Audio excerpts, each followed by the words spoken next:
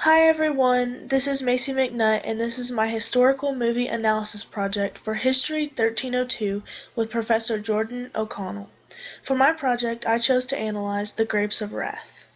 After learning about the historical movie analysis project coming up, I began looking for movies that would be the right fit. This movie was recommended to me by many people and the message was known to be very emotional and a good message that needs to be heard. Tom Joad, the main character, and his family are forced from their farm in the Depression era along when the Oklahoma Dust Bowl was going on. They set out for Oklahoma along with thousands of others in search of jobs, land, and hope for a brighter future. The movie tells a story of human unity and love, as well as the need for cooperation rather than individualistic ideals during hard times. We are about to listen to the audio of my favorite scene of the whole movie, the 2 for a penny scene. This scene shows me how valuable certain things were back then in the 1930s. Just like the man that was trying to buy the bread for 10 cents instead of 15 cents. Honestly, I don't think about buying bread and how expensive it is and having the money to buy it.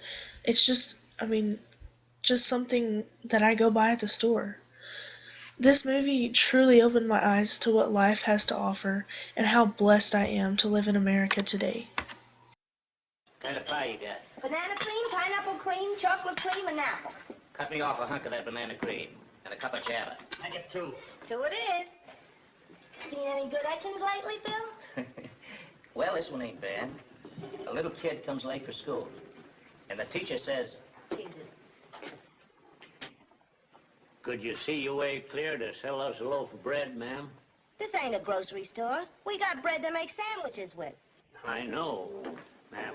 Only it's for an old lady. No teeth. Got to soften it in water so she can chew it. And she's hungry. Why don't you buy a sandwich? We got nice sandwiches. Well, I sure would like to do that, ma'am. But the fact is, we ain't got but a dime for it. It's all figured out. I mean, for the trip. You can't buy no loaf of bread for a dime. We only got 15-cent loaves. give me the bread. We'll run out before the bread truck comes. All right, then we run out. For my academic source, I read the book Out of the Dust by Karen Hess. I actually read this book back in 6th grade, and after rereading it, I absolutely had no earthly idea what the words meant I was reading back then.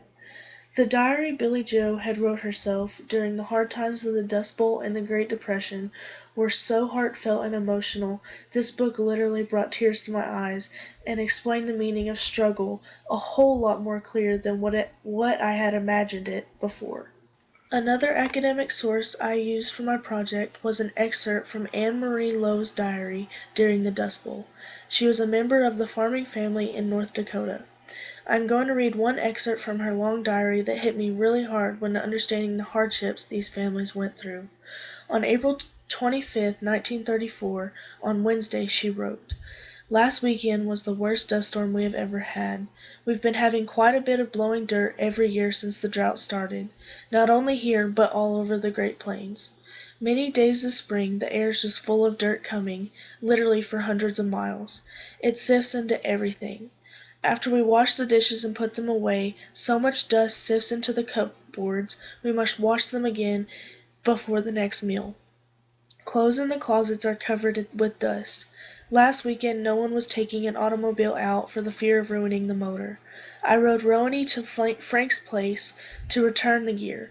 To find my way I had to ride right back next to the fence, scarcely able to see from one fence post to the next.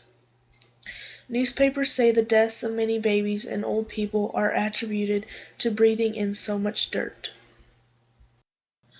The Great Depression and the Dust Bowl era is a time everyone will remember forever. I have never been super great at history, but with this project, I was able to gain knowledge that I had no idea about from that era, understand how truly blessed I am, and the many things I take for granted that aren't guaranteed to be there on the daily.